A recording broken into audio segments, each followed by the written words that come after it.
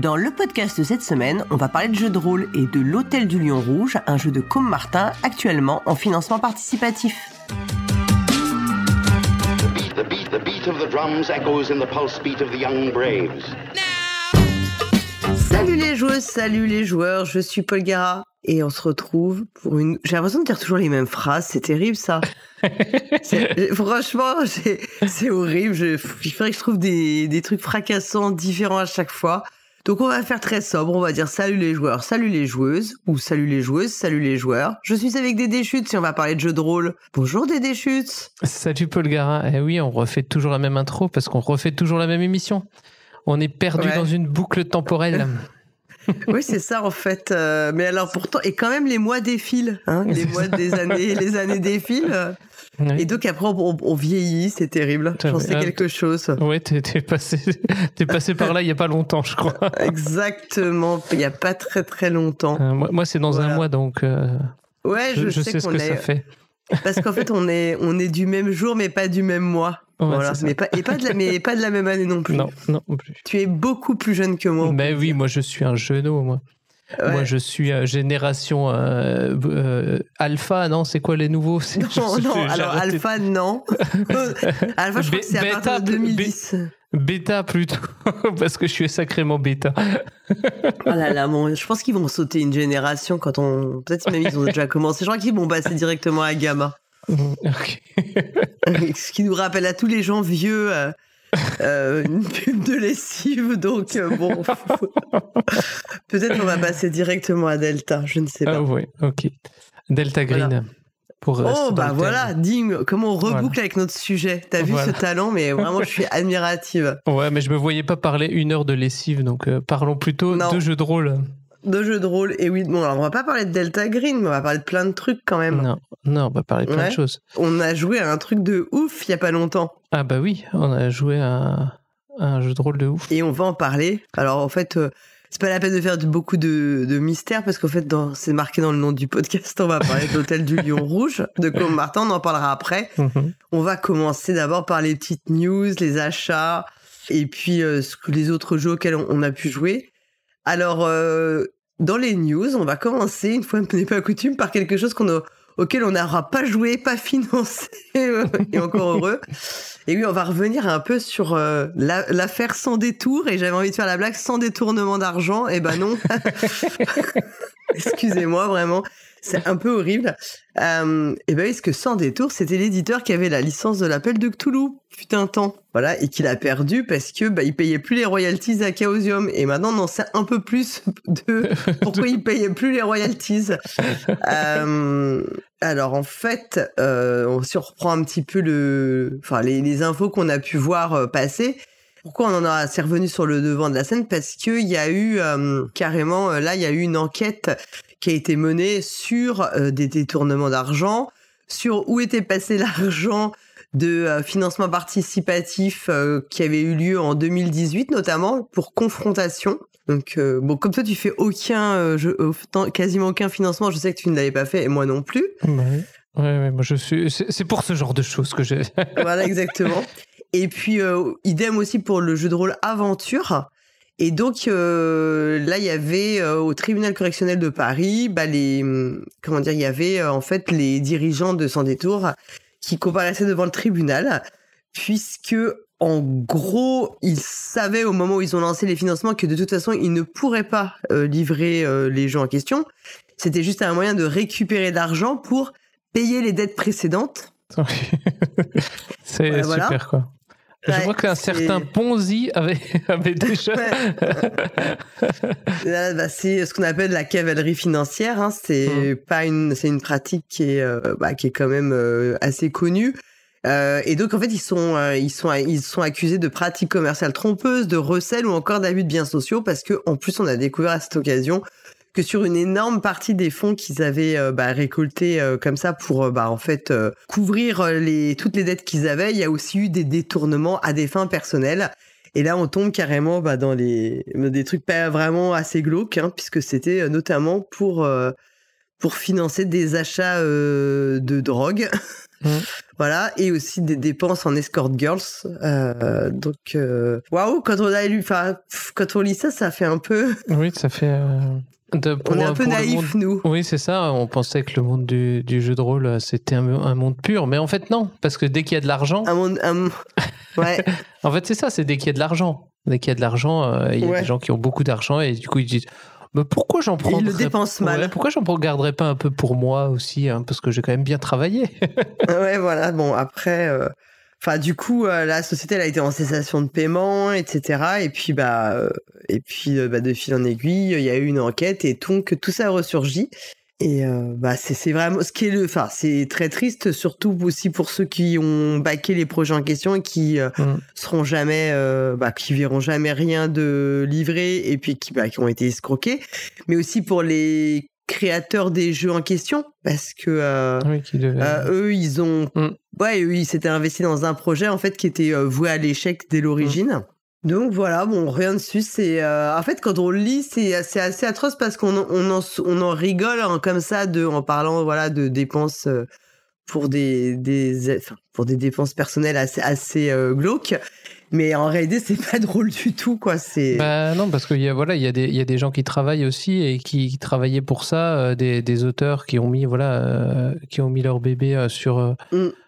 Qui se sont donnés. On sait que les campagnes Kickstarter, c'est assez prudent pour tout le monde de vendre son jeu parce que il faut le vendre dans une certaine on a un mois pour vendre tout le jeu, donc faut y aller, faut aller partout.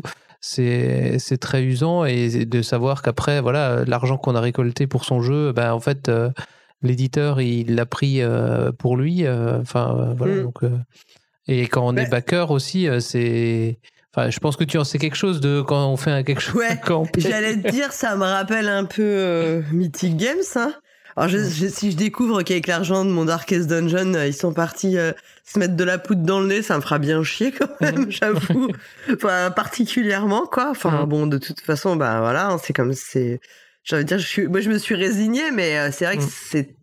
Le mécanisme de la cavalerie financière, on a quand même le sentiment qu'avec des systèmes comme Kickstarter, ça peut effectivement, tu vois, quand t'es pris dans une sorte de spirale infernale où t'es obligé de relancer un nouveau Kickstarter pour avoir les fonds pour payer le truc, pour payer tes dettes précédentes, alors qu'en principe c'est le contraire, hein, c'est censé être de l'argent pour payer ce qui va venir. Ouais. Oui, forcément, c'est à un moment ou à un autre, ça finit en catastrophe commerciale, quoi. Oui, c'est ça.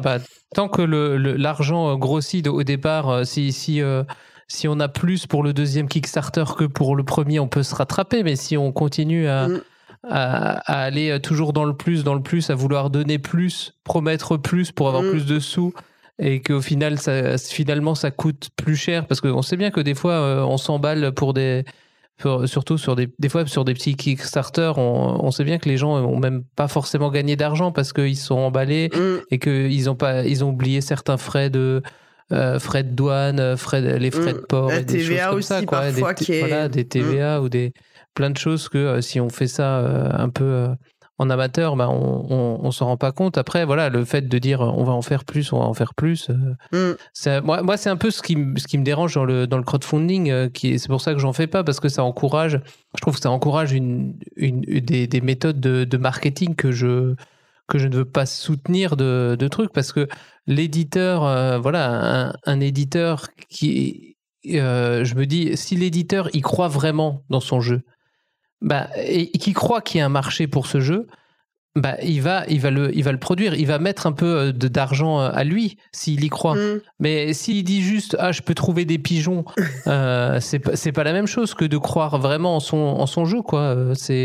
Et c'est pour ça que je trouve que je me dis que si il y a plein de jeux qui sortent là, qui en fait ont été financés par Kickstarter, mais ils se retrouvent après en boutique. Je me dis, si le jeu il est bien, il a bien marché sur Kickstarter, que les gens ils en parlent et tout ça, il va sûrement se retrouver ou il va être réédité au final. T'avais l'exemple de 7e continent qui est jamais arrivé en boutique, et il y avait une volonté de pas le mettre en boutique, hein, de toute façon, il me semble. Après, je sais pas s'ils ont changé cette politique, mais en tout cas, le premier financement, c'était comme ça. Oui, Alors, mais en fait, c'est toujours... premier finalement, ils ont dit il y en aura plus du tout. Après, ils ont refait un deuxième financement. Tu vois, donc c'est jamais non plus totalement perdu. Et ça se retrouve sur l'occasion après. Bah, en fait, c'est toujours la difficulté de savoir pourquoi tu fais un financement participatif. Est-ce que tu as vraiment bien conçu ton projet? Pourquoi c'est effectivement... en fait, c'est une vraie compétence de gérer un financement participatif. Puis là, clairement, le problème était qu'il y avait des détournements de fonds et que les détournements, forcément, l'argent que tu prends pour d'autres dépenses qui n'ont rien à voir avec ton jeu, cet argent-là, il manquera un moment et puis ça ne fait que s'accumuler, quoi. Ouais. Donc voilà, c'est un peu notre petit conseil, soyez très prudents quand vous faites des financements participatifs. Oui, c'est ça, faut être très prudent, savoir que il y a aucune obligation de livrer quelque chose. Donc faites attention quand vous mettez de l'argent là-dessus, quoi. Bon, c'était le moment un peu déprimant de l'émission. On va essayer de faire un peu plus rigolo. Alors on va revenir sur le Graal d'or qui a été qui est remis en fait pendant le Festival international des jeux de Cannes, et donc qui est un peu le prix français du jeu de rôle, et donc qui s'appelle Graal parce que il est décerné par le groupement azuréen d'associations ludiques. C'est mignon quand même. Ouais. C'est azuréen, je trouve ça fait classe quand même. C'est ça. On a trouvé le Graal du coup. Quel est le Graal de cette année? Ouais, c'est un peu ça. Alors en création francophone, alors que des jeux quasiment que je ne connais pas, auxquels je n'ai jamais joué. Ça commence bien. En création francophone, c'était Gods d'Arcane Asylum Publishing. Pour la création internationale, c'était Fabula Ultima de Need Games, et donc la VF elle est réalisée par Don't Panic Games. Et il y a toujours un prix de la réédition et il a été attribué à Vermine 2047 chez Agathe Éditions. Ouais, oui. Vermine, je sais pas si toi tu connais. J'en avais entendu parler, Vermine, parce que. Oui, Vermine, on le connaît, ouais. J'en avais bien entendu parler à sa première édition. C'était quoi, en 2005, sur 2004 ou 2005, dans ces eaux-là. Oui. Chez 7e Cercle, à l'époque. Et mais après, j'avoue que c'est les deux autres que je connais pas plus que ça, que de nom, tu vois, je y ai pas du tout, je me suis pas du tout plus intéressé, quoi. Je vois que Fabula Ultima, c'est plutôt une ambiance un peu à la Final Fantasy, voilà, et puis Gods, c'est plutôt de la Dark Fantasy, si j'ai bien compris. Donc voilà, donc c'était un peu pour revenir sur ce prix. Et sinon, toi, qu'est-ce que t'as découvert, qui t'a tapé dans l'œil? Alors moi j'ai et pas dans le portefeuille. Non, pas dans le portefeuille, mais on verra un peu quand même. Mais en 3 bandes. Moi c'est comme le billard, c'est jamais direct, c'est en 3 bandes. J'ai vu passer sur des gens qui avaient reçu un jeu de rôle qui s'appelle Expédition Substratum. Un jeu de rôle solo de survie, donc où on vit on joue pour empêcher une catastrophe planétaire. Donc ça m'a l'air. Les illustrations m'ont bien alléché. Illustration de Galen Peugeot. Et du coup, je me suis un peu intéressé à Pandion Games. Pandion Games. C'est et et tu veux comme tu me dis ça, tu vois, j'essaye de me mettre à ton niveau en anglais. Tu parles. Oh là là. Donc voilà, parce que ce Expédition Substratum, je l'ai mis sur ma liste de prochains achats sûrement. Et j'ai vu que donc du même éditeur, il édite un autre jeu solo de journaling. Qui s'appelle Waffle for Esther. Donc voilà, si tu veux, donc ça se passe dans une... Waffle, c'est comme les gaufres? Oui, c'est ça, une gaufre pour Esther. Et du coup, je me suis dit, ça a l'air appétissant. Tu m'étonnes. Waouh. Et donc ça, c'est peut-être aussi un prochain achat. Mais ça, c'est que en anglais, ça, tout ça. Par contre, celui-là n'est que en anglais. Mais j'en vois un autre là qui a l'air pas mal de chez eux. Alors, je sais pas, c'est peut-être la couve, parce que moi, je suis assez superficielle. La couve, c'est la couve qui me.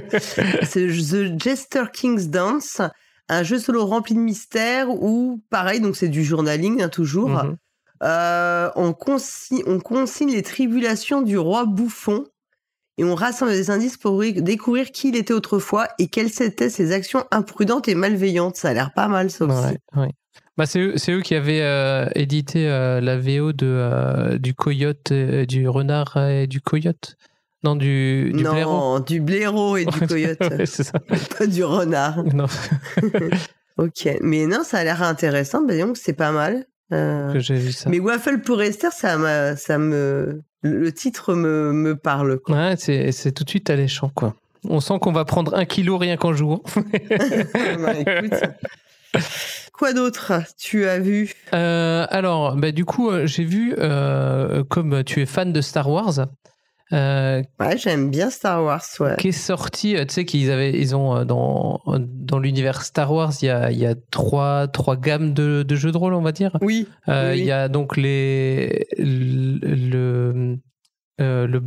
la board pour jouer les voilà. Jedi, pour jouer la rébellion et puis pour jouer les contrebandiers. Voilà, c'est ça. Et donc celui de la rébellion, l'ère de la rébellion, n'avait pas encore eu son kit d'initiation. C'est vrai. Eh ben, ouais. C'est chose faite maintenant. Vous pouvez dès aujourd'hui acheter donc le kit d'initiation de l'ère de la rébellion. Bah, qui doit être fait exactement sur le même modèle que les deux autres, hein, j'imagine. Oui, c'est ça. Il y a une aventure, les règles et voilà les personnages. Les dés. Et les dés. En plus, il y a les dés improbables. Voilà. Et sachant que les dés sont assez difficile à avoir. Ah bon? À en acheter. Ouais, parce que moi, je sais que je voulais en acheter un set et ils sont souvent en rupture. Enfin, au moment où je les cherchais, ils étaient toujours en rupture. Donc, peut-être s'ils sont toujours en rupture, acheter un kit pour avoir les dés. Effectivement, je vois que le pack de dés de Star Wars est en rupture. Bah, tu vois, alors que nous, on avait joué ensemble à Star Wars. Oui. Mais on avait fait contrebandier. Oui, c'est ça. Je crois qu'on avait laissé mourir des mineurs on s'était pas très bien comporté. Oui, c'était pas très bien. Non, je sais plus ce qu'on avait fait. Voilà, vous avez pris l'argent du Kickstarter et vous vous êtes barré, ouais, c'est ça. On s'était barré, ouais. Je crois qu'on n'avait pas été, on n'avait pas été ultra héroïque. Hein. Oui, c'est ça. Bah, en même temps, on faisait les contrebandiers. C'était pas, si on avait voulu être héroïque, on aurait fait la rébellion ou les Jedi, quoi. Oui, c'est sûr. Et encore une dernière news, non? Et une petite dernière news. Alors, toi, tu avais bien apprécié le jeu de rôle Magie de minuit de Momie Magique. Oui. Et là, le podcast de la cellule, donc Romain-Éric Briand, a bien apprécié aussi le jeu. Et donc, l'éditeur a lui fait un react. Donc, en gros, ils écoutent le podcast de la cellule et ils réagissent à ce que disent les podcasteurs de la cellule quand ils analysent le jeu. Et donc, c'est assez intéressant d'avoir les deux regards. Ouais. Parce que on sait que Romaric Briand, il théorise pas mal sur... voilà, et il dit « Ah, mais là, il a fait ça pour cette raison et pour cette raison. » Et du coup, c'est marrant de voir l'auteur qui dit « Ah non, mais là, j'ai pas fait ça du tout pour ça. » Mais c'est bien que les gens y aient pensé, ou voilà, ou dire... Où il peut dire « Ah ben non, là, il est passé à côté de mon propos de trucs. » Donc, ouais. Bon, alors le fait que le podcast de la cellule a bien apprécié, c'est toujours plus simple de faire un réact dessus que s'il l'avait descendu, quoi. Mais donc, c'est intéressant. Donc, l'auteur et l'éditeur qui réagissent au podcast. Ah ouais, bah écoute, oui, c'est assez marrant de faire ça comme concept. Mais ouais, j'irai regarder. Moi, j'y avais joué l'été dernier et on avait vraiment bien aimé le jeu. Donc, il joue avec des cartes de tarot. Oui. En fait, et c'est un jeu c'est un jeu sans MJ ou sans préparation en réalité. Hein, c'est de la narration partagée. On y avait joué avec Kevin notamment et on avait vraiment apprécié. Et le set de cartes. Il est vraiment beau, on prend pas un tarot de Marseille classique en fait, hein, c'est un set qui a été designé, illustré exprès pour le jeu. Oui. Et de mémoire, c'est Ulver qui a fait les illustrations et il est vraiment super beau avec bon, déjà le tarot de Marseille en soi, c'est même le classique, c'est assez fascinant, les dessins, les couleurs, les motifs, les petits détails qu'on retrouve. Mais celui-là est très très bien revisité en fait, très très chouette. Oui, donc voilà. Si vous avez 2 fois 3 heures à tuer après avoir écouté le point de Paul Gara, bah voilà, vous pouvez écouter ça. Yeah. Ok. Alors moi, pour tout dire, je n'ai fait aucun achat. Oh, tu veux dire que c'est moi qui n'ai pas été raisonnable? Oui, c'est toi qui n'as pas été raisonnable, mais j'ai quand même eu des cadeaux pour mon anniversaire. Et j'ai un ami qui m'a offert des vieux jeux de rôle, dont un module de Donjons et Dragons. Alors, c'est pas le château d'Ambreville, mais on n'en est pas loin. Je vais te le montrer parce que je vais mettre la webcam 2 secondes pour te montrer cette pure merveille. Je sais pas, pour te faire bisquer, non, c'est pas. Je sais qu'en plus, je pense que c'est. Je sais pas si tu le vois, moi, tu le vois à l'envers. Ouais, je vois. Voilà. Bon, les auditeurs, auditrices ne verront pas. Non. Il s'agit du module B3 pour Donjons et Dragons, le palais de la princesse Argenta. Et alors, moi, j'adore ces formats. J'adorais les formats des modules de Donjons et Dragons qui étaient comme ça, avec couverture souple. Ouais, couverture souple. Et puis, ces codes, le B1, le B2. Donc, comme ça, Enfin, voilà, je trouvais ça fascinant quand j'étais petite. Non, je pensais qu'on t'avait offert... Pour ton anniversaire, le Chronique d'un vampire millénaire. Non, parce que j'ai celui de Rémi. Donc maintenant peut-être tout le monde va te l'offrir et tu vas en avoir trop au cas où. Oui, je vais les revendre. Non, pire, je vais faire un concours pour en faire gagner. Alors, le jour où je fais ça, vous saurez que c'est pas que j'ai été possédée, je suis possédée par des extraterrestres, un truc comme ça, C'est que t'es prise d'otage et ouais, c'est le code. C'est un moyen, c'est un code. C'est un peu ça, voilà. Si je vous dis que je fais ça, et non, je trouve ça fascinant, ces modules. Et du coup, ça m'a donné envie d'en acheter d'autres, de vieux modules de Donjons et Dragons auxquels je ne jouerai pas. Tu vas aller avec Dany, il faut que tu te fasses des dimanches matins avec Dany à faire des marchés aux puces. Tu vois. Mais écoute, franchement, en plus, je pense que j'y peux. Je suis pas sûr qu'on serait capable d'y jouer. Je crois qu'on est, je sais pas si c'est. Puis alors, tu sais, c'est marqué texte 33, texte 34. J'adore. En fait, ça fait très livre dont vous êtes le héros, la façon dont c'était présenté, celui-là. J'adore le texte 36. Vous levez le levier. Ce que tu dois dire aux joueurs et aux joueuses. Hop. C'est texte 38. Il ne se passe rien. J'adore. Est-ce que c'est lié au texte de baisser le levier ou pas? Ouais, je crois que c'est ça en plus. Il y a au moins 10 textes différents pour lever ce putain de levier, savoir les effets que ça fait, c'est fou quoi. Écoute, c'est beau. Et puis dans la partie cartonnée, t'as le plan du donjon et tout. Voilà. Ouais, voilà, c'est plus nostalgique pour. Un jour, on fera des séances de rétro JDR. On jouera que à des vieux modules de Donjons Dragons. Ça peut être marrant aussi, le rétro JDR. Ah, mais oui, je l'avais dit, mais j'en ai un de module. Je crois que c'est la secte voilée. J'ai toujours un doute sur le nom et j'aimerais tellement le faire jouer parce qu'il est un peu différent des autres. Mais bon. Donc voilà. Donc ça, c'était donc pas d'achat, mais des cadeaux, dont ce magnifique module. Ça m'a ému quand il me l'a offert, j'avoue. Ah bah. Et toi, t'as dépensé tous tes sous dans un Kickstarter improbable? Non, j'ai acheté un PDF. Ça va. Ils ont réussi à te le livrer, c'est bon parce que... C'est ça, j'ai réussi à le télécharger. Ouf. Maintenant, faut que je l'imprime au bureau pour que ça revienne moins cher. Oh Mais non, mais j'ai pas d'imprimante chez moi. Ouais, bien, on dit ça. Moi, j'en ai une, mais Manaya est dessus, donc ça l'occupe pas. J'ai du mal à... On peut imprimer, mais on peut plus scanner, du coup. Alors, moi, j'ai acheté... on va arrêter de faire languir nos auditeurs et auditrices. J'ai acheté Escape from Dino Island. Parce que on cherchait à quoi jouer après nos prochaines parties. Et moi, je suis tombé là-dessus et je me suis dit, tiens, ça peut être pas mal. Tu connais Jurassic Park? Oui, quand même, oui. Voilà. Et ben en fait, ça pourrait être Jurassic Park le jeu de rôle. Donc tu as plusieurs archétypes, genre le docteur, le paléontologue ou le militaire, ce genre de truc. Et en narration partagée, un petit peu, on va déterminer pourquoi on est sur cette île, qu'est-ce qu'il y a, qu'est-ce qui nous amène et quelle est notre mission et quelles sont nos motivations. Et à un moment donné, il y aura des dinos qui vont nous attaquer Ça a l'air sympa. Bon, je pense que ça doit être du one shot, quoi. Hein. Ils annoncent 1 ou 2 sessions de 3 heures, donc je pense que voilà, ça peut faire une petite séance, et je pense qu'en initiation pour des gens qui aiment bien les dinosaures, ça peut le faire. Qui aiment bien la série Jurassic Park, ça peut être sympa, quoi. Donc c'est ce que tu veux nous faire prochainement. Voilà, c'est ce que je vais vous proposer, d'aller sur une belle île paradisiaque. Pour boire des cocktails, mais pas du tout. C'est ça. Tu crois qu'il y aura des cocktails, mais en fait non. Ça va pas se passer exactement comme ça, quoi. Alors c'est un jeu on va juste dire, de Sam Roberts et de Sam Tung.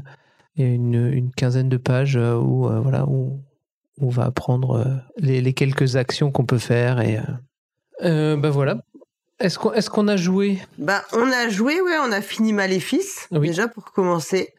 Donc on le rappelle, hein, Maléfice, on a joué à la version qui a été je sais pas si c'est la V2, enfin en tout cas la dernière édition qui avait été refaite justement par Arkane Asylum Publishing, dont on parlait tout à l'heure. Donc c'est un jeu de rôle qui se passe dans une ambiance Belle Époque, avec un peu de surnaturel. C'est pas de l'horreur à proprement parler, c'est plutôt du surnaturel. Et donc là, on avait fait le scénario qui est proposé dans l'ouvrage, en fait, dans l'ouvrage de base où il y a les règles. Là. Il propose 2 scénarios, plus un scénario qui est trouvable en ligne sur le site d'Arkane Asylum, que tu peux rajouter en fait dans le corps de ces 3 scénarios, ce qui te fait une petite mini campagne. Donc on a mis un peu de temps à terminer parce qu'on a été obligé de reporter je crois 1 ou 2 séances. Et ça s'est bien terminé, personne n'est mort en tout cas. Oui. Même dans un scénario d'initiation, si ça commence comme ça, c'est un peu mauvais signe, mais bon. Et l'ambiance était assez cool, on a plutôt bien aimé, j'ai l'impression, tous. Ouais. Voilà, c'était ça m'a pas non plus tu vois, je pense que le scénario, c'est toujours la difficulté des scénarios d'initiation, quoi. Puis oui, c'est un scénario d'initiation, donc on s'attend bien à ce qu'on soit un petit peu guidé par le scénario, mais pour découvrir un univers et voir un peu ce qu'on peut faire à l'intérieur, c'est toujours très agréable. Ouais. Oui, et puis pour se familiariser aussi avec les règles progressivement, parce que aucun d'entre nous n'y avait joué, hein, donc forcément, c'est jamais évident. Et puis comme c'était moi qui faisais qui était MJ, et que vous savez combien j'adore les points techniques de règles et tout. J'avoue qu'à un moment il y a tout un truc sur les règles de filature. Je pense que j'ai pas dû appliquer les règles exactement de façon. C'est pour ça que la partie filature n'était pas bien retranscrite. Mais qui est méchant, alors que la séance de spiritisme était réussie. La séance de spiritisme était magnifique. Voilà, ça c'est. On voit aussi que on voit ce que j'aurais aimé faire. Je crois que j'aurais adoré faire du spiritisme, tu vois. Mais c'est pas perdu. Une table de Ouija, et hop, c'est parti. Alors que tu sais que alors que je crois absolument pas en tout ce genre de truc, mais j'avoue que parfois je me dis que je devrais me reconvertir en cartomancie, tout ça, tellement j'adore ce genre de truc.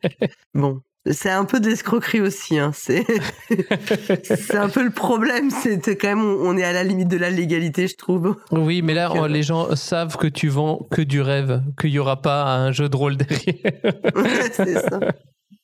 Écoute, donc voilà, donc ça c'était cool, c'était une bonne expérience, et puis je me dis que c'est le genre de jeu où on peut reprendre, tu vois, dans quelques temps, si on a envie de refaire un scénario, c'est pas non plus un investissement de dingo, c'est pas comme si tu pars pour 3 ans de campagne, quoi. Ouais. Et toi, à quoi as-tu joué ? J'ai refait un petit tour sur le défi des 36 mots, alors j'ai trouvé un jeu de rôle qui s'appelle Punch a Fucking Nazi. On vous laissera faire la traduction. Et en fait, bon, après, je remarque que les jeux de rôle en 36 mots, c'est quand même. Alors là, dans ce cas-là, c'est quand même plus un manifeste qu'un jeu à proprement parler. Et le plus souvent, c'est quand même. On pourrait y jouer, mais ça reste quand même de l'exercice de style. qui fait, on est plus proche de l'exercice de style que voilà, d'un vrai jeu auquel on pourrait jouer et rejouer, quoi. C'est plus des concepts en fait. C'est plus conceptuel et un peu expérimental plus que c'est ça. Qu'un jeu à part entière comme tu te l'imagines et tout par rapport au jeu de rôle classique, quoi. Bon, j'avoue qu'après Burn Tesla, j'avoue que Punch Fucking Nazi, ça me plaît pas mal aussi.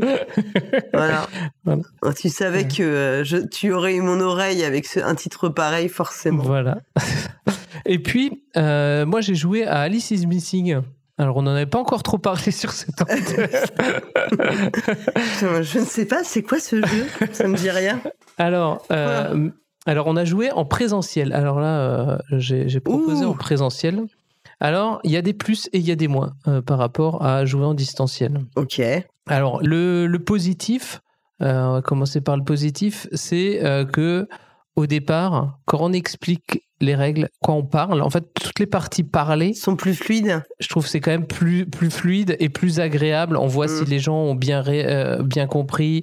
Quand on présente les personnages, enfin les potentiels coupables et les lieux, on les étale sur la table. Les cartes, on voit bien, chacun peut bien voir et peut prendre une carte, la regarder. Et on voit qu'il est plus intéressé par un truc ou par un autre. Et donc, pour toute cette partie, c'est quand même un peu plus fluide, j'ai trouvé.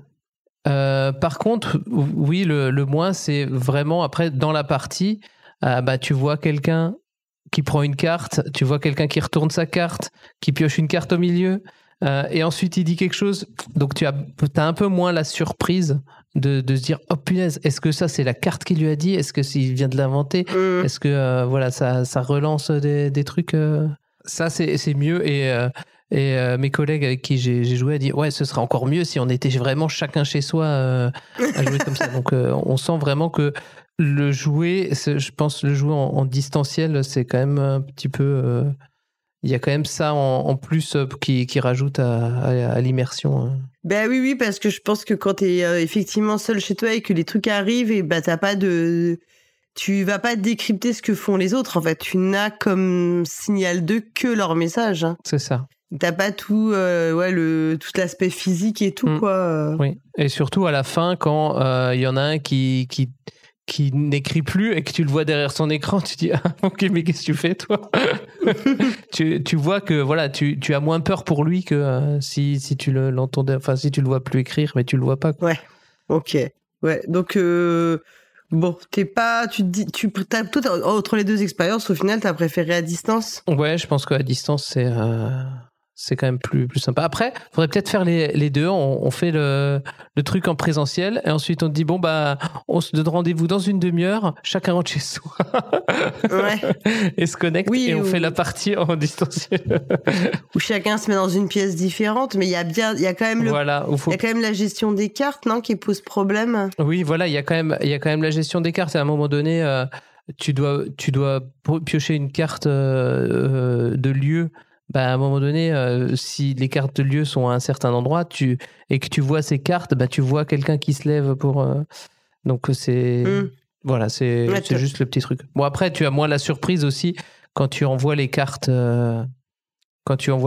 si tu es genre MJ, enfin facilitateur à distance, tu envoies les cartes, à part de vraiment essayer de pas trop regarder, c'est quand même difficile de prendre des...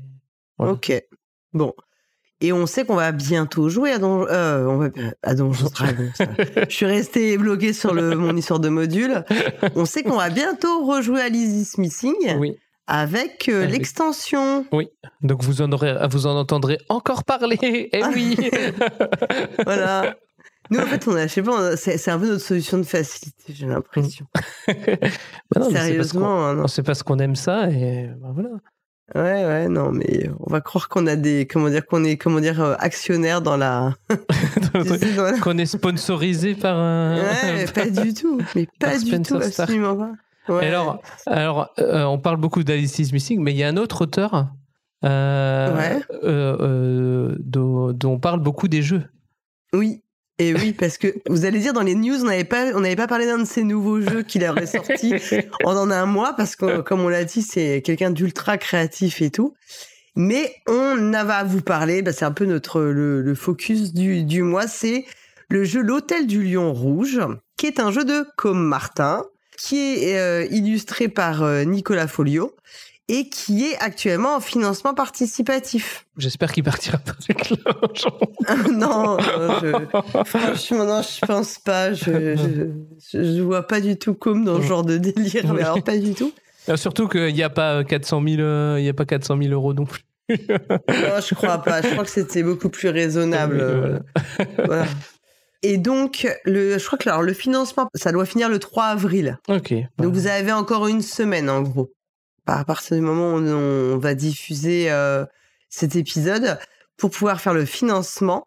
Le jeu est déjà financé. Et donc, c'est L'Hôtel du Lion Rouge. Un titre qui est vraiment déjà magnifique. Et alors, on a appris par ailleurs qu'il y avait effectivement pas mal en Angleterre d'hôtels qui s'appellent l'Hôtel du Lion Rouge. Oui, il y en a en France aussi. Parce que quand vous tapez Hôtel du Lion Rouge, il faut bien rajouter JDR. Parce que, alors, je sais qu'il y en a un en Alsace, du coup, à Bartenheim, si vous voulez y aller. On pourrait aller. Mais oui, il faudra y aller pour jouer. Bah voilà, c'est ça. Donc rajoutez bien JDR derrière. Ok, de toute façon, on mettra le lien pour le financement dans le billet. Donc, l'Hôtel du Lion Rouge, qu'est-ce que c'est ? C'est un jeu de rôle sans MJ, sans préparation. Donc, on va faire de la narration partagée, dans lequel on va jouer dans le cadre comme son nom l'indique, d'un hôtel. Parce que là, tout va bien. Mais on va pas jouer des personnages qui évoluent dans l'hôtel. En fait, on va, en gros, incarner l'hôtel de façon un peu globale.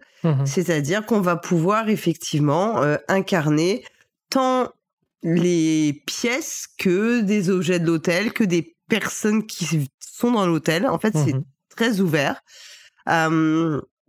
Donc, forcément, qui dit hôtel, ça appelle tout un imaginaire qu'on a tous et toutes liés au cinéma, ou à la littérature, ou même à des jeux vidéo. Enfin, tout un imaginaire qu'on peut avoir, plus aussi nos expériences personnelles. Parce que voilà, moi à titre perso, j'adore les hôtels. Enfin, c'est vraiment des lieux que je trouve totalement fascinants. Et pas seulement parce qu'il y a des bars. Attention, je te vois arriver gros comme une maison.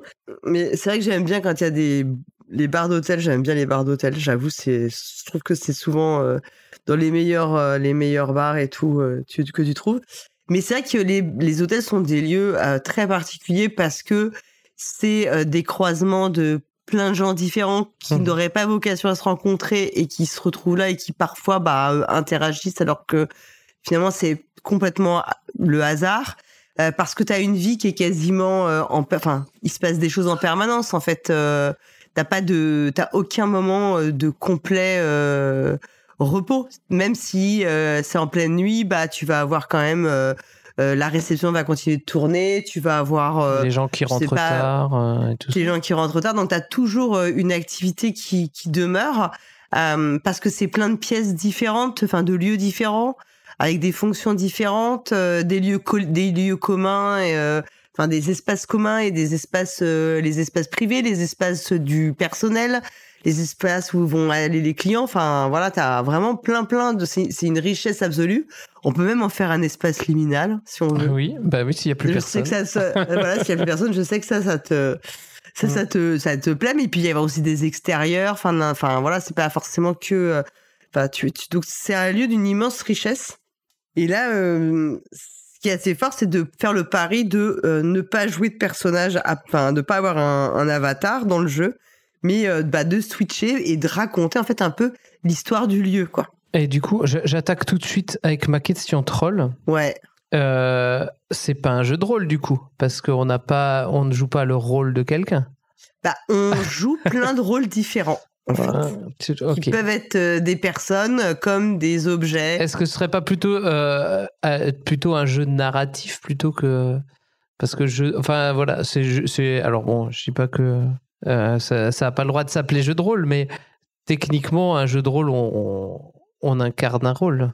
Oui, mais puis t'as quand même parce que tu fais quand même... On peut incarner le rôle d'une table basse et tout ça, ouais. Bah si, pourquoi pas, vrai, après tout. C'est vrai. T'as quand même du roleplay. Oui, c'est vrai. À titre personnel, j'ai incarné une baignoire. Je pense que j'étais à fond dans mon roleplay, quoi, de baignoire. C'est vrai. Non? Oui, c'est vrai. Hein, ok, c'est vrai. Tu m'as convaincu. Voilà. Alors, pour tout vous dire, on y a joué avec Mad et Elodie, bien sûr, comme toujours. Mm-hmm. Et puis avec Com lui-même. Donc ça, c'était vraiment super cool. Donc, il nous a pu forcément nous expliquer le jeu et tout sans aucun souci. Alors par contre, si vous faites le Kickstarter, je ne crois pas qu'il soit dans la boîte commun. Non, il n'est pas du tout quoi. Non. Mais ça a aussi une particularité niveau le dispositif du jeu et les méthodes, parce qu'en fait on va pas trouver de dés. Ouais. On va pas, ça va pas fonctionner comme avec des systèmes. En fait, il y a pas de système de résolution des actions en tant que tel. Mmh. On est vraiment dans des jeux très narratifs, un peu comme le jeu de Milouche aussi, La Grive Noire, où on incarnait des contextes, ce genre de jeu. En fait, on va avoir des sets de cartes, c'est-à-dire qu'en début de partie, on va choisir 2 thématiques qu'on va vouloir retrouver un peu comme les fils rouges, ce qu'il appelle les fils rouges en fait de ce qu'on va créer. Donc nous, par exemple, on avait choisi la romance et puis l'espionnage. L'espionnage, oui. Voilà. Et c'était un peu on pouvait s'y raccrocher quand on en avait envie. C'est-à-dire qu'à chaque fois qu'on allait raconter quelque chose, on pouvait essayer d'inclure des éléments qui pouvaient se rapprocher d'un de ces 2 thèmes. Et ça allait nous servir effectivement plutôt pour la fin de partie. Et du coup, avant de continuer sur donc une fois qu'on avait déterminé ces fils rouges, en fait, on va rentrer dans le jeu et on a demandé à Elodie et Mad de participer un peu à ce podcast parce qu'on est des feignants. Et du coup, non, pas du tout, parce que c'était cool de faire un retour collectif. On va d'abord écouter la pastille d'Elodie.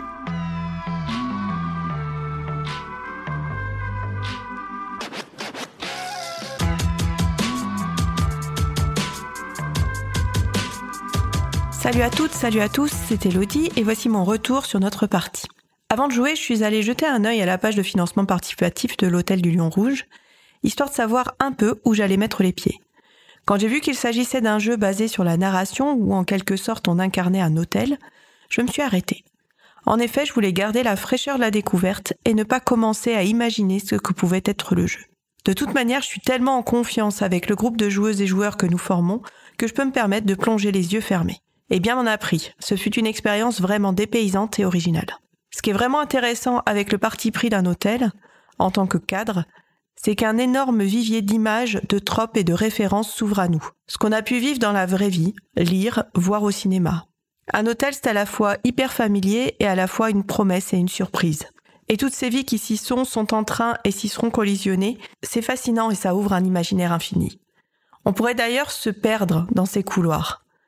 Mais le jeu nous prend gentiment par la main, ou plutôt non, il nous entraîne d'un léger effleurement dans le dos. On ne se sent pas dirigé, mais soutenu dans notre imaginaire, tenu dans des bras audacieux sur une piste de danse. Les consignes de prise de parole et de narration sont là pour donner des ailes au récit collectif qui se crée. Chaque carte retournée donne l'impression d'ouvrir une case d'un calendrier de l'Avent et d'y trouver une surprise originale et délicieuse. La mise en scène des cartes est aussi intéressante, même si ce n'est pas vraiment le plan de l'hôtel qui se déploie sous nos yeux, car il n'y a pas de notion d'étage par exemple. Mais cela reste malgré tout une sorte de représentation tangible à notre histoire, et je pouvais presque imaginer les personnages humains et non humains que nous avions créés y évoluer. J'ai aussi éprouvé de très belles émotions en jeu. Alors je ne sais pas si cela vient de ce réservoir d'imagerie commune que sont l'hôtel et les thèmes de l'espionnage et de la romance que nous avions choisis, ou si cela vient du fait qu'on commence à très bien se connaître à force de jouer ensemble. Mais plusieurs fois, dans des moments de narration où chacun racontait un fragment de ce que la carte demandait, je tendais une perche et là, une autre joueuse la saisissait au vol et sublimait mon idée. Car oui, à chaque fois que cela s'est produit, l'idée finale était encore plus aboutie, plus riche et plus belle que ce que j'avais imaginé. Et je remercie énormément ce jeu de permettre ça, de sentir que le collectif transcende l'individu. Je ne veux pas vous donner d'exemples concrets car je pense qu'un grand pan du plaisir vient de la découverte du jeu et de ses cartes. Je me demande d'ailleurs quelles sensations je pourrais éprouver lors d'une deuxième partie et surtout sans avoir le plaisir et la chance de jouer avec l'auteur du jeu. En tout cas, j'ai envie d'y rejouer et je pense que je vais sauter le pas et organiser une partie de jeu de rôle pour la première fois. Car 4 jours plus tard, je repense encore à la partie, à notre hôtel où planait l'esprit des Monty Python, de David Lynch et d'Hitchcock, et qui m'a fait repenser à Bird People, film de Pascal Ferrand qui se déroule lui aussi dans un hôtel, pas celui très chic des années 20 dans lequel nous avons évolué, mais un de ceux qu'on trouve près des aéroports, froid et impersonnel, et j'avais un peu l'impression qu'on incarnait le personnage joué par Anaïs Desmoustiers. En tout cas, merci encore et toujours à mes comparses joueuses et joueurs et à Com pour nous avoir créé ce jeu. Je range cette partie dans mon tiroir à souvenirs émus de JDR qui commence à être bien fourni grâce à vous.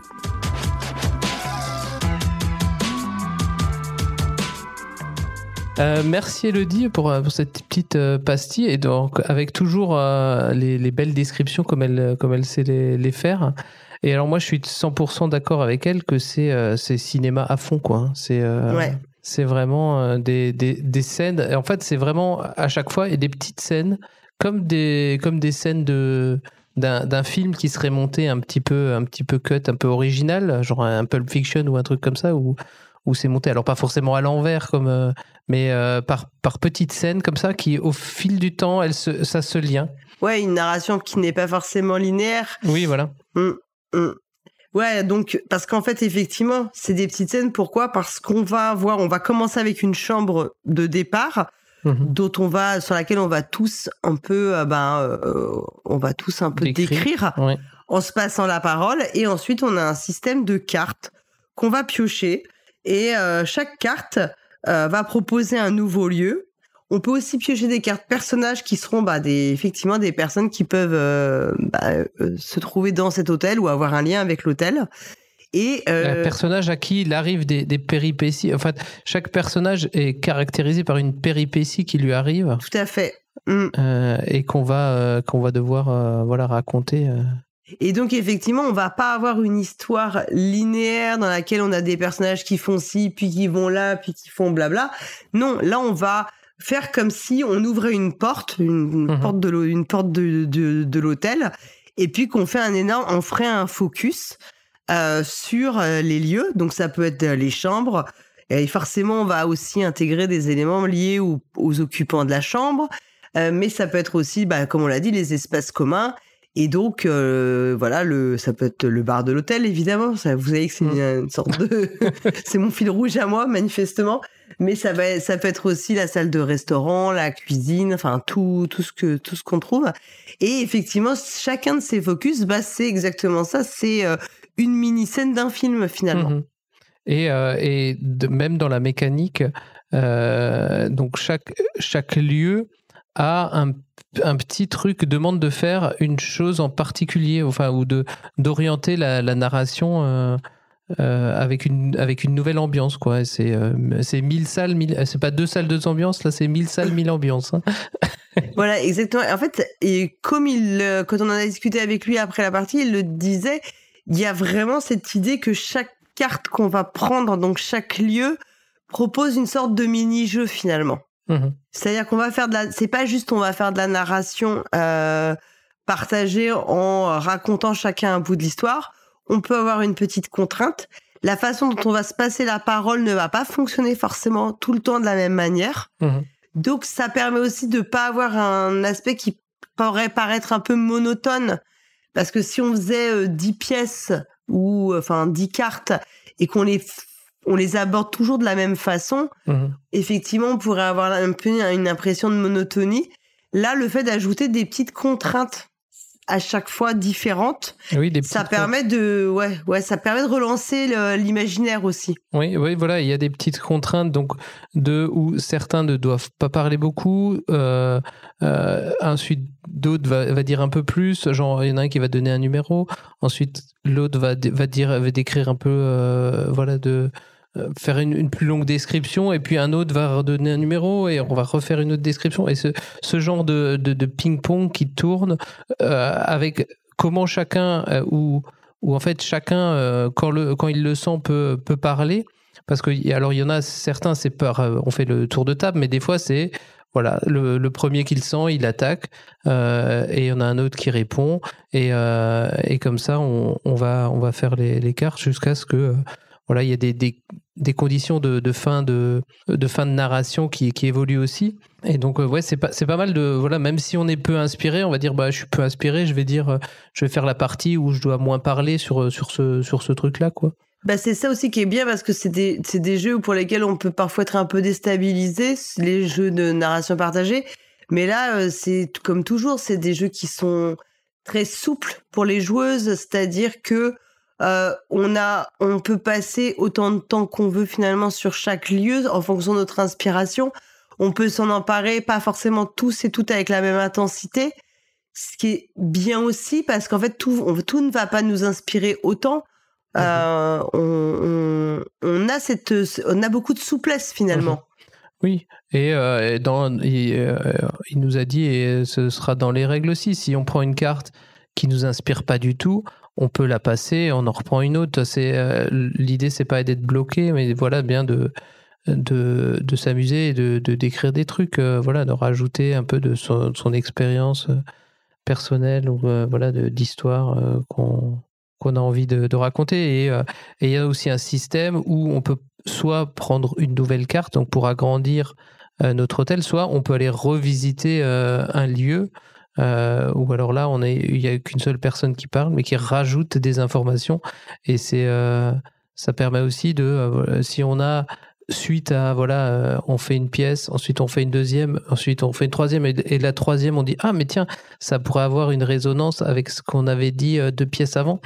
Hop, on va revenir sur celle-là et rajouter un petit truc, par exemple pour teinter du style du fil rouge qu'on avait prévu, pour rajouter une couche là-dessus Ouais, ce qui est aussi très souple, c'est qu'on se met d'accord à l'avance sur le temps qu'on veut faire de partie.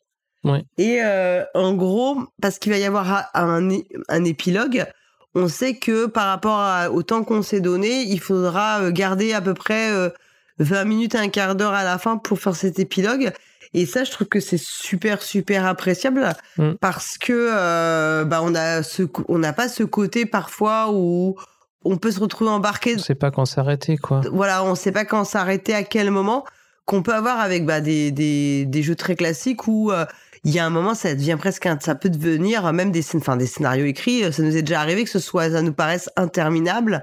Ou pour éviter que ça se finisse en autre boudin, on ne sait pas vraiment comment. Un peu comme ce qu'on disait dans Horrifique, en fait, où on pouvait couper la scène à un moment, même à un moment de climax. Là, ça arrive. On aurait peut-être eu encore des choses à dire pendant 1 heure après, mais maintenant c'est paf. Maintenant on arrête, et ça fait un peu de frustration. Alors un peu de frustration, mais pas vraiment de la frustration vu qu'on a un épilogue à la fin, quoi. On peut rajouter un dernier truc, quoi, Mais ça évite aussi le côté parfois artificiel du scénario fini, où en fait on reste sur sa fin, ou au contraire lorsqu'on a, en fait ça a trop duré, on a mis trop de temps, on a l'impression que c'était, on a le sentiment de longueur et de moments inutiles.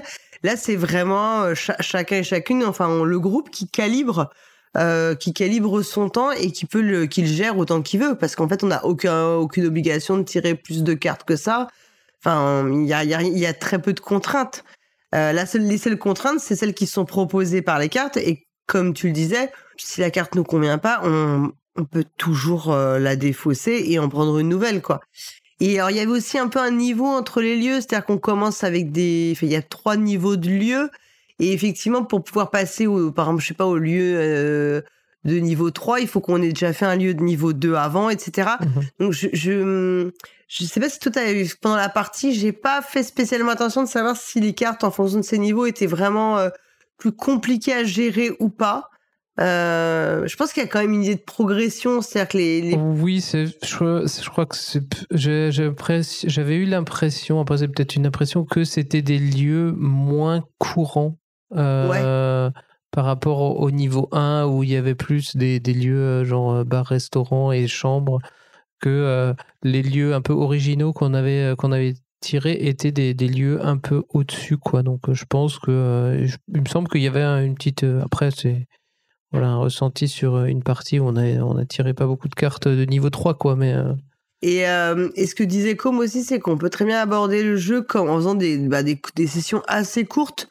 Ce qui est peu ou prou ce que nous on a fait, parce que d'abord il nous a expliqué le jeu, etc. Et puis ensuite donc on a fait une session que je pense était assez ramassée en termes de temps. Ouais. Mais rien ne t'empêche de dire là on arrête pour ce soir.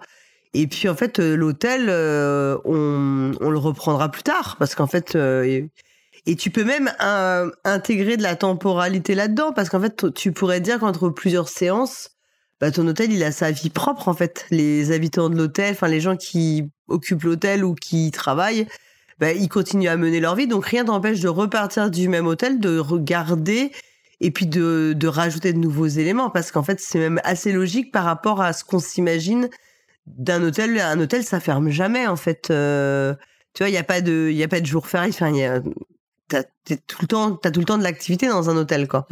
Ouais. Et je pense que c'est le moment maintenant d'écouter la petite pastille que nous a préparée Mad. Ouais, tout à fait.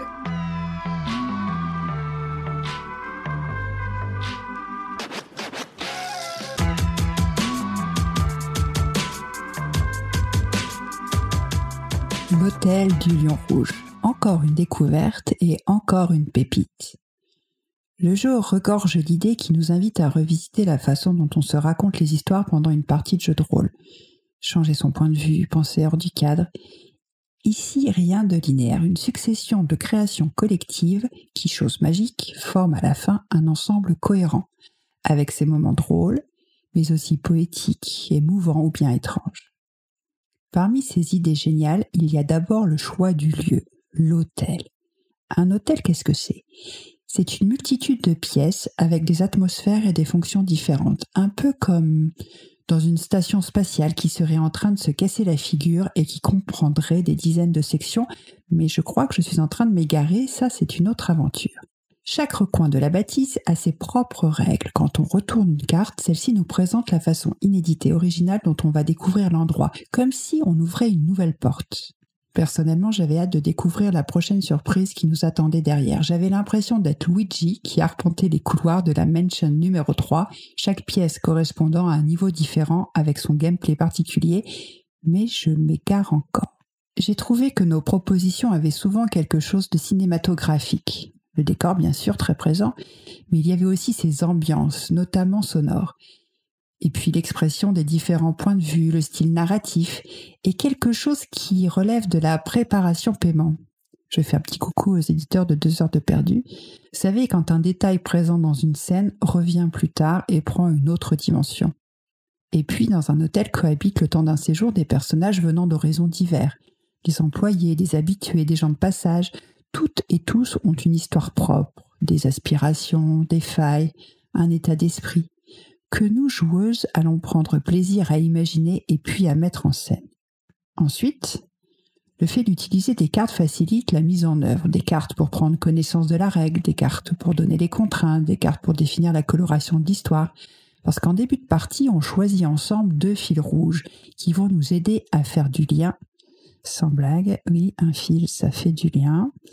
À faire du lien donc entre les différents blocs qui, sans cela, risqueraient de constituer un mélange sans doute trop hétérogène et potentiellement indigeste. Enfin, il y a cette liberté affirmée et présente à chaque instant de la partie.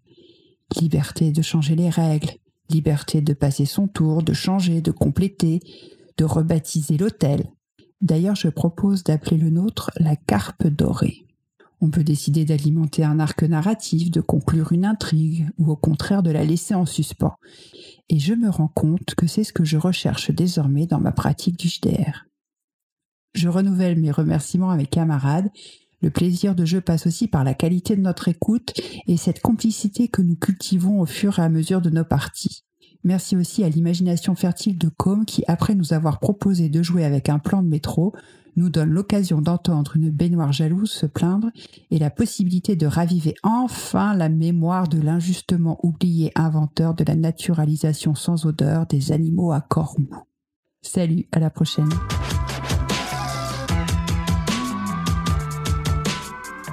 Merci Mad pour cette petite pastille. Alors, elle renomme l'hôtel la Carpe Dorée, bien sûr en référence à notre partie où il y avait où les poissons étaient assez présents.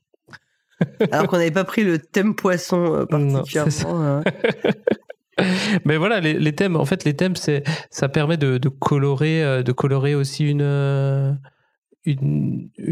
partie. C'est un peu comme mettre un filtre sépia, ou enfin voilà, ça met un filtre sur la partie, et alors tout ne sera pas comme ça, mais paf, il y a des petits trucs où on peut dire ça c'est plutôt de l'espionnage.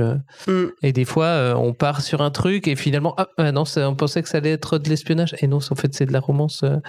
Donc on est un peu, les thèmes sont assez généraux pour qu'ils puissent bien tous s'embriquer les uns les autres, quoi. Oui, parce que l'idée c'est aussi que en fonction de ce qu'on va raconter, si on peut le raccrocher à un thème, on va l'indiquer en fait dans les notes qu'on prend, et ça va avoir de l'importance en fait pour la fin de partie. Parce que dans l'épilogue, en fait, on peut spoiler, hein. L'épilogue, l'idée, c'est de laisser un message dans le livre d'or de l'hôtel. Oui, voilà. Et on va essayer de laisser des messages qui sont en lien avec les éléments qu'on a raccrochés dans notre narration au thème qu'on aura choisi comme fil rouge. Oui, et plus il y a, par exemple, si on a fait beaucoup plus d'un que l'autre, il faudra faire un message plus court pour le terme, pour le thème auquel on a parlé peu, et un peu plus long pour celui qu'on a un peu plus évolué, je crois. Et je trouve que cette idée d'épilogue, la façon dont il est conçu, c'est pas mal, parce que notamment quand tu fais une session one-shot, t'as quand même ce sentiment, d'avoir terminé, enfin d'avoir achevé le jeu, oui. Qui est parfois difficile. En fait, c'est vrai que souvent quand tu fais des jeux de rôle de narration partagée, on te dit mais comme il y a pas forcément, comme c'est pas préparé, etc. Il y a pas, le but c'est pas d'aller trouver un trésor ou ou de buter Cthulhu. Il y a plein de joueurs et joueuses qui sont pas forcément familières avec ces systèmes-là, qui te disent mais comment on sait qu'on a fini, quoi. Et en fait, le fait de se dire, on a le temps qu'on a, et ensuite on fait cet épilogue, et l'épilogue, il a cette façon un peu sacralisée de clore la séance de jeu, en fait. Mais oui, et alors, tu dis dans les jeux de rôle sans scénario, sans rien, mais même dans un scénario avec un jeu de rôle, un scénario qu'on ne jouerait pas en une fois, à un moment donné, il faut s'arrêter. C'est aussi toujours, alors soit on arrive à bien s'arrêter sur un cliffhanger, et alors tout le monde est hypé pour la suite, mais des fois on n'arrive pas forcément à arriver sur un cliffhanger et on arrête, on dit on vient de terminer un truc, c'était pas vraiment, il n'y a pas vraiment de cliffhanger, et on arrête parce que là il est tard, et demain on bosse. Mais il n'y a pas eu de cliffhanger, mais on a terminé une étape et c'est trop tard pour commencer un autre gros bout, quoi. Et du coup, ça termine aussi parfois un peu, même les séances qui sont avec scénario, ça s'arrête pas forcément correctement. Alors que là, quoi qu'il arrive, on saura qu'il y a un petit épilogue pour qu'on puisse tous finir un petit peu le truc, quoi. En tout cas, moi, j'ai trouvé que l'ambiance que le jeu favorise, alors bien sûr ça va aussi beaucoup dépendre des personnes avec qui tu joues et ce que tu mets dedans comme imaginaire. J'ai trouvé que ça créait vraiment une ambiance assez forte, et nous on a vraiment eu ce qu'expliquait Elodie Mad, ces côtés on arrivait bien à faire répondre chacun de nos apports à l'histoire commune. Ça fonctionnait très bien. Alors peut-être aussi parce que oui, on joue très souvent ensemble, on se connaît bien, et donc aussi on a tout un référentiel commun, on a nos habitudes, on a nos réflexes. Mais je pense que ça peut très bien fonctionner également avec des personnes que tu connais moins. Et ce que j'ai vraiment, j'ai été vraiment bluffée. J'ai trouvé la mécanique très bien, enfin très cool. C'est vrai qu'elle est assez, je pense que pour peut-être des joueurs et des joueuses de jeux de société, elle est assez facile à s'approprier, parce que ça ressemble un peu, enfin, tu vois, on est quand même un peu à la frontière, enfin, on flirte avec un peu le jeu de société. Ouais, c'est ça, en fait. Ouais. C'est ça, en fait, parce qu'en fait, c'est l'accessibilité surtout qui est bien, parce que, en fait, on a juste des cartes, on a une carte qu'on lit. qui nous posent des questions et pour nous relancer, pour lancer des trucs. C'est un peu pour toucher le grand public. Je pense, c'est ce qu'il faut faire. C'est un peu pour la reine. C'est un peu le même principe. Oui. Et même dans une moindre, enfin, Alice is Missing aussi. C'est ça. On a des cartes qui vont relancer une narration, quoi. Je trouve que par rapport à pour la reine, t'es quand même plus. Je trouve que t'es plus aidé. Parce que pour la reine, c'est vraiment très très libre. Même si t'as les cartes comme tu le disais et tout. Là, t'as vraiment je pense que c'est peut-être plus facile de se l'approprier parce que t'as quand même un cadre. Oui. En fait, tu sais, quand on dit que les idées naissent de la contrainte, je trouve qu'on est vraiment dans cette incarnation de ce précepte, quoi. Oui. Oui, c'est ça. T'as la contrainte de la pièce et du mini-jeu qui est dans cette pièce. Mais aussi, je pense que par rapport à Pour la Reine, l'imaginaire commun de l'hôtel est plus accessible qu'un univers médiéval plus ou moins fantastique, quoi. Ouais. On se figure plus facilement un hôtel que un monde médiéval. On en est un peu plus proche. Et enfin, moi, c'est là où j'ai été la plus bluffée. Et j'ai trouvé que les cartes qui étaient proposées, les contraintes qui étaient proposées, c'est les fameux mini-jeux. C'était juste génial, quoi. Il y avait des idées. Alors, en plus, nous, on a eu quasiment la première carte qui était complètement folle. Et je pense que j'ai pas envie de la spoiler. Oui, moi non plus. En fait, la première carte qu'on a eue, elle était très déroutante quand on l'a lue. Et une fois qu'on l'a mise en application, c'était absolument génial. Ça a créé je pense que ça a créé quelque chose de tout de suite. Du coup, ça nous a fait rentrer dans le bain. C'est pour ça que je veux pas le dire parce que je me dis si après vous y jouez et que vous découvrez, je pense que c'est mieux vaut que pas connaître la carte en question et tout. Oui. Mais j'ai été après cette première carte, j'étais complètement bluffée en fait.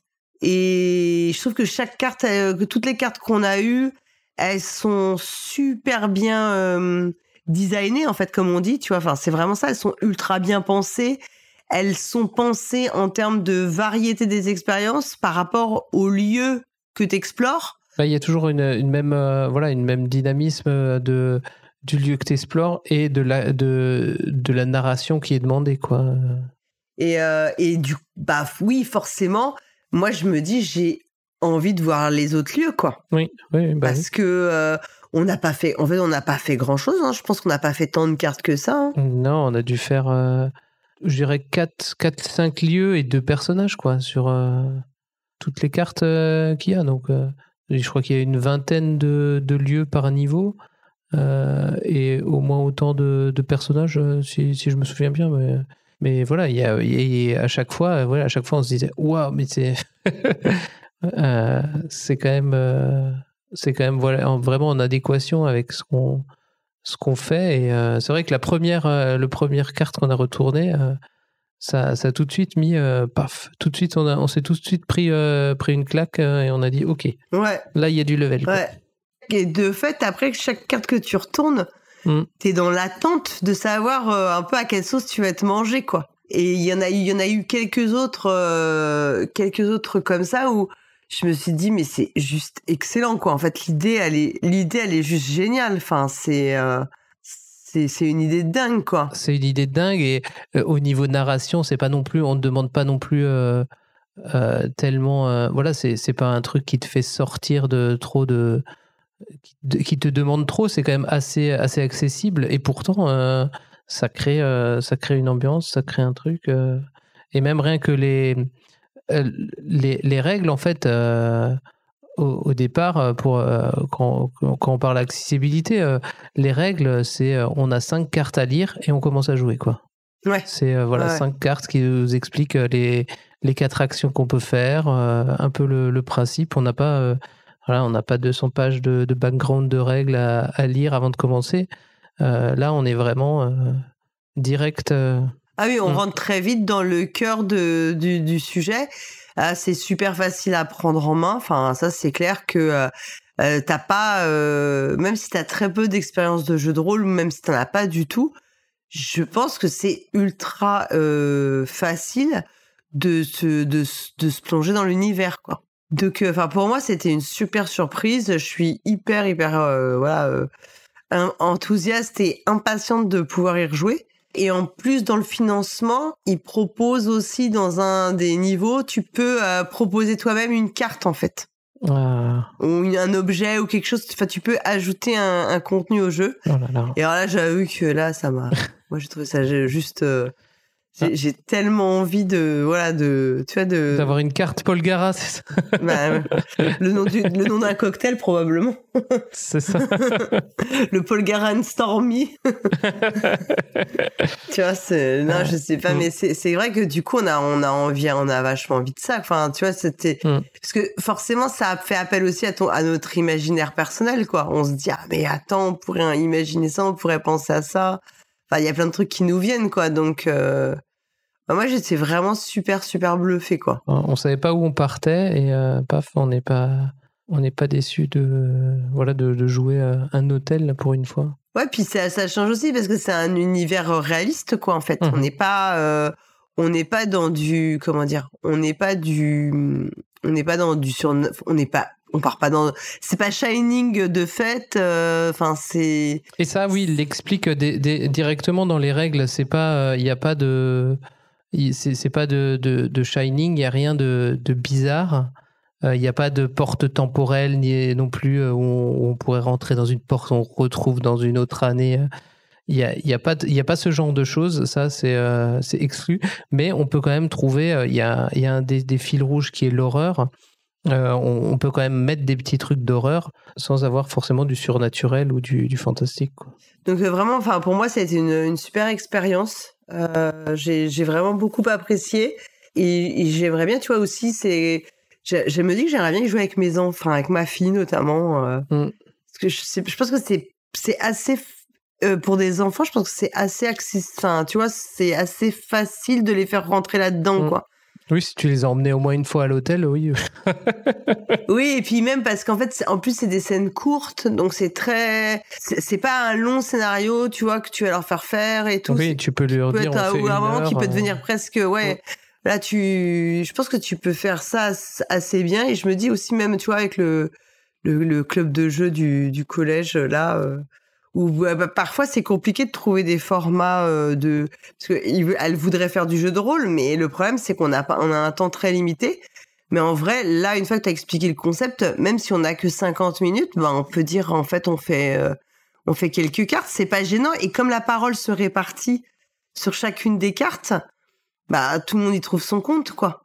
Et t'as pas besoin d'avoir fait 2 heures pour avoir commencé à créer quelque chose, quoi. Ouais. Donc voilà. Est-ce que tu veux ajouter quelque chose, Dédé ? Non, je pense qu'on a fait le tour. Allez vous renseigner. Il y a il a fait plein d'actual play ces derniers temps. Si vous voulez regarder un petit peu, mais ça peut peut-être vous spoiler un petit peu, mais voilà. Ouais, c'est vrai qu'il y a quelques cartes. Je me dis, c'est tellement génial quand tu les découvres en jeu. Bon, après, une fois que tu les auras faites, tu les connaîtras, donc oui, c'est pas non plus. Et puis c'est pas comme si c'était je te spoilais tout. Enfin, tu vois, un jeu narratif.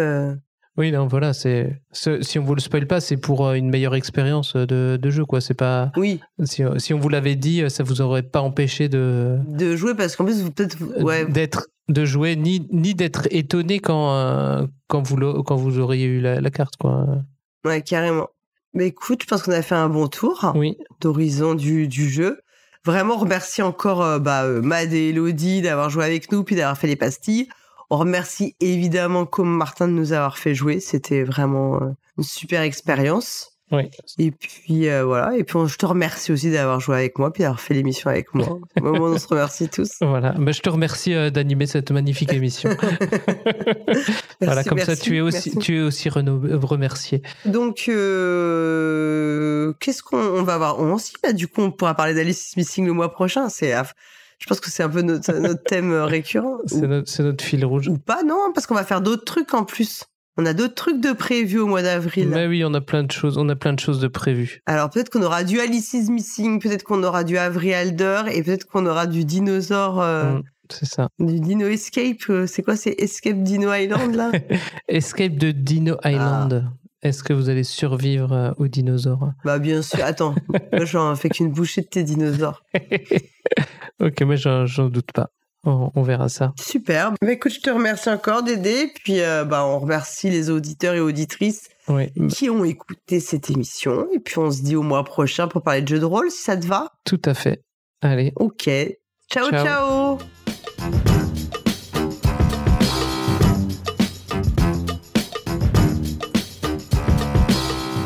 Cette émission, enregistrée à distance le 24 mars 2025, est produite par Polgara et Hammer.